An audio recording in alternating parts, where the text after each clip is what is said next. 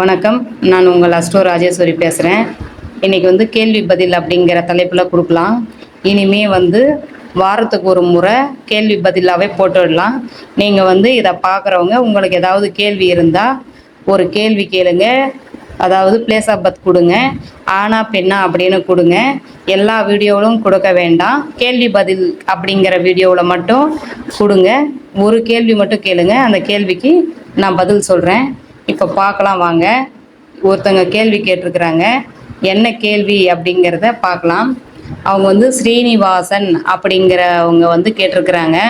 Ma'am, 2018 வேலை சரியாக இல்லை, என்ன காரணம் புரியவில்லை. அதற்கு முன்னாடி வேலையில் இருந்தேன், பணம் சம்பாதிச்சேன், ஸ்கின் அலர்ஜி, காலில் கருப்பாக இருக்குது, முட்டிக்கு கீழ் சொத்து நஷ்டம், எதனால் இப்படி. அடுத்து குரு தசை, சனி தசை, எந்த துறையில் இருப்பேன், மாதம் சம்பளம் வாங்குவேனா அல்லது சொந்த தொழிலா, சொந்த தொழில் அமையுமா, உடல் ஒல்லியாக இருக்குது, எந்த நல்ல நிகழ்ச்சியும் இன்னும் நடக்கவில்லை, நல்ல குழந்தை அமைப்பு எனக்கு எத்தனை அமையும்.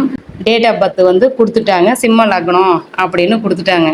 அதுக்கு முன்னாடி சப்ஸ்கிரைப் பண்ணி வச்சுக்கோங்க, அப்போ தான் வீடியோ போட்டவுடன் உங்களுக்கு வரும். சரி வாங்க வீடியோக்குள்ளே போகலாம். இவர் பாருங்க, இருக்கிற மொத்த கேள்வியும் கேட்டுட்டார். இப்போ இவரோடது சிம்ம லக்னம். லக்னத்திலேயே சுக்கிரன் இருக்கிறாரு. லக்னத்துக்கு 2ல் சூரியன், புதன், ராகு. சூரியன், சந்திரன், புதன், ராகு 2ல், அதாவது புதன் உச்சமாக இருக்குது. அதனால் எல்லா கிரகமும் வலுவாக இருக்குதுன்னு எடுத்துக்கலாம். லக்னத்துக்கு 5ல் குரு இருக்கிறாரு. லக்னத்துக்கு 7ல் சனி கேது இருக்கு. 12ல் செவ்வாய் நீசமாக இருக்குது, கூடமாந்தி இருக்குது. இப்போ ராகு தேசம் முடிஞ்சு இப்போதைக்கு இவருக்கு தேவை வேலை. சரி, திருமணமும் 30 வயசு ஆயிடுச்சு, அதுக்கும் ஒரு பார்வை பார்த்து. இப்போ இவருக்கு ராகு தசை செவ்வாய் புக்தி போகுது. 2026 10ஆம் மாதம் வரைக்கும் இருக்குது. அது வரைக்கும் கொஞ்சம் திருமணத்தை தள்ளி தான் வைக்கும். சரி போட்டோ இருக்கட்டும். அப்புறம் குரு தசையில், குரு புக்தியில் கண்டிப்பாக திருமணத்துக்கான டைம் வந்துடும். அதாவது சூரியன் வீட்டில் குரு வந்தாலும் திருமணத்தை காலம்னு எடுத்துக்கலாம். ஏன்னா அங்கே சுக்கிரன் இருக்குது. சிம்மத்தில் சுக்கிரன் இருக்கிறதால அவருக்கு அந்த காலகட்டம் நல்ல காலகட்டம்னு எடுத்துக்கலாம். கல்யாணத்துக்கான டைம் ஒன்றும் எடுத்துக்கலாம்.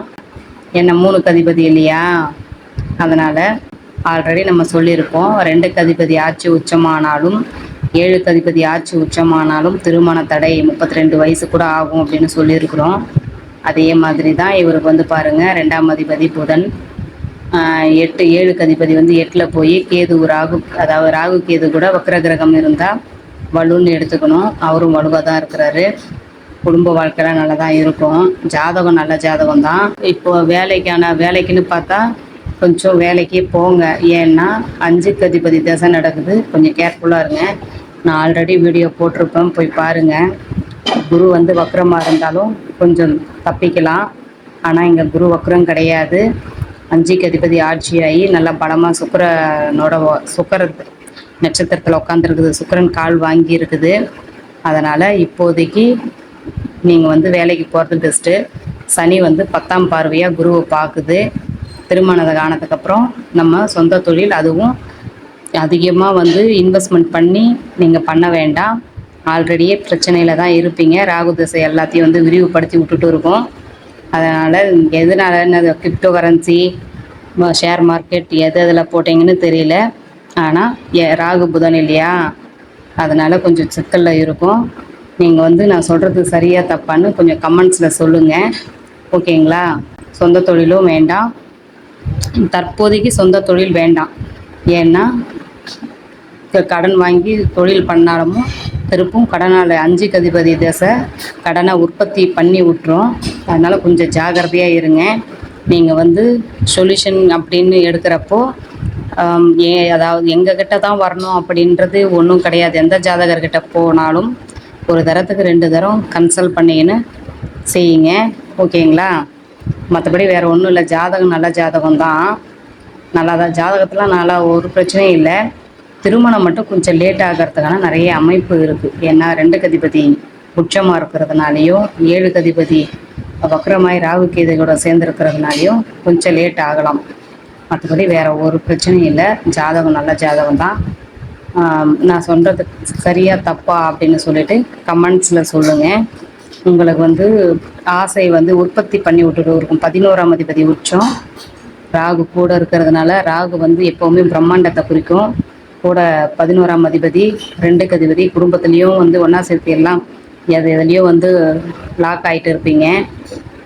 அதுவும் மேக்சிமம் எதில் அப்படின்னு பார்த்தா கிரிப்டோ கரன்சி, ஷேர் மார்க்கெட், இல்லை பாண்டு, அது இதுன்னு யாரோ இவங்க சொல்கிறாங்க அவங்க சொல்கிறாங்கன்னு போட்டு பிரச்சனை ஆகிறதுக்கு நிறைய வாய்ப்பு இருந்திருக்குது. அதனால தான் சொத்து பிரச்சனை அப்படின்னு சொல்லியிருக்கிறீங்கன்னு நினைக்கிறேன்.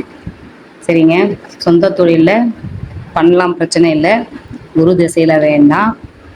குரு திசையில் வேண்டாங்கிறதில்ல, குரு புக்தியில் வேண்டாம். அதுக்கப்புறம் மனைவி வந்ததுக்கப்புறம் பார்த்துப்பீங்க. இப்போதைக்கு உங்களுக்கு வேலை வந்து பிடிக்கிறதுக்கான நிறைய அமைப்பு இருக்காது. ஏன்னா நீங்கள் வந்து கேட்குற அளவுக்கோ, நீங்கள் வந்து சம்பளம் எதிர்பார்க்குற அளவுக்கோ அவங்க அந்தளவுக்கு கொடுக்க மாட்டாங்க. இருந்தாலும் கடன் இல்லாமல் தப்பிக்கிற வழியை பாருங்கள். கடனே வந்தால் கூட அது எந்த விதத்தில் இன்வெஸ்ட் பண்ணணுமோ அந்த விதத்தில் இன்வெஸ்ட் பண்ணுங்கள். ஆனால் கூப்பிட்டு கடனாளி ஆக்கிறதுக்கு நிறைய பேர் காத்திருப்பாங்க. சுக்கிரன் கால் வாங்கியிருக்கிறதுனால வீடு கட்டலாம், அந்த மாதிரி ஏதாவது செஞ்சுக்கோங்க. மற்றபடி எல்லாம் வந்து நீங்கள் வேறு எதுக்காவதுலாம் கடன் பட்டீங்கன்னா திருப்பிக்கவே முடியாது. 16 வருஷம் குரு தசை, கொஞ்சம் ஜாகிரதையாக இருங்க. ஓகேங்களா? எதுவாக இருந்தாலும் கமெண்ட்ஸில் சொல்லுங்கள். தேங்க்யூ.